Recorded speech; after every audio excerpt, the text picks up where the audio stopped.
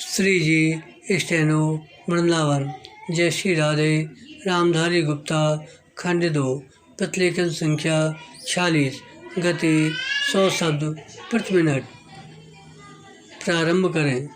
आदरणीय महोदय, हिंदी के लिए यह अवश्य ही गौरव का विषय है कि उसे भारतीय संविधान ने अखिल भारतीय भाषा का स्थान दिया है। विराम। इससे हिंदी भाषियों और हिंदी से संबंध रखने वाली सभी संस्थाओं का दायित्व बहुत बढ़ गया है। विराम। संविधान में हिंदी को यह ऊंचा स्थान दिए जाने का विशेष कारण यह था कि इसके जानने और बोलने वालों की संख्या भारत की दूसरी भाषाओं के जानने वालों से कहीं अधिक है। विराम।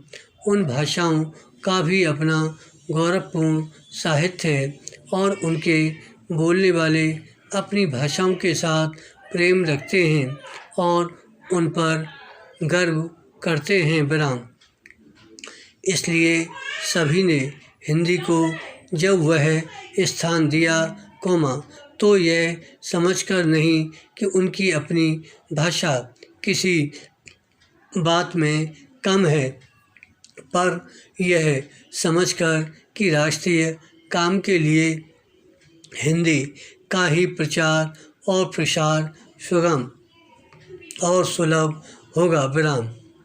हिंदी को अखिल भारतीय कामों के लिए प्रधानता देते हुए प्रादेशिक भाषाओं को यहाँ के कामों के लिए प्रधानता दी गई है। विराम। इसलिए यह अनिवार्य है कि जहाँ हिंदी का प्रचार हो वहाँ प्रादेशिक कामों के लिए स्थानीय भाषाओं को भी प्रोत्साहन दिया जाए और वे अपने सीमित क्षेत्र में अपना काम सुचारू रूप से करें। विराम। शायद यह कहना भी अनुचित न होगा कि हिंदी भाषी राज्यों में तो हिंदी का वही स्थान होगा जो किसी भी प्रादेशिक भाषा का उसके अपने राज्य में, पर अन्य भाषा भाषी राज्यों में सीमित काम और अखिल भारतीय क्षेत्र में प्रायः सभी काम हिंदी द्वारा किए जाएंगे। विराम। पैरा। हिंदी भाषियों का प्रयत्न यह होना चाहिए कि अहिंदी भाषियों ने जिस सद्भावना से हिंदी को राष्ट्रीय कामों के लिए स्थान दिया है, उसी सद्भावना के साथ वे हिंदी के प्रचार में तत्पर हों। विराम। हिंदी को किसी भी प्रादेशिक भाषा से होड़ नहीं है। विराम। सच पूछिए तो हिंदी भाषियों को अन्य प्रादेशिक भाषाओं का पोषक और समर्थक होना चाहिए, जिस प्रकार अहिंदी भाषी हिंदी के पोषक और समर्थक होना चाहते हैं। विराम।